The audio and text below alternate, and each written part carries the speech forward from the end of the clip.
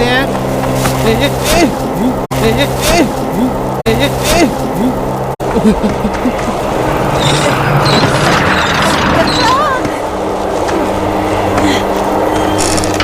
Beli bawang besar juga. Jangan bawa payung. Nampak macam nak hujan. Baik, Opah.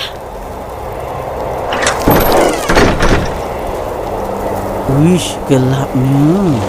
Harus cepat pergi, cepat balik. Jangan cari adik-adik engkau. Cari adik-adik engkau, suruh balik segera. Mana diorang pergi? Katanya pergi main layang-layang. Mesti kat pada Opah.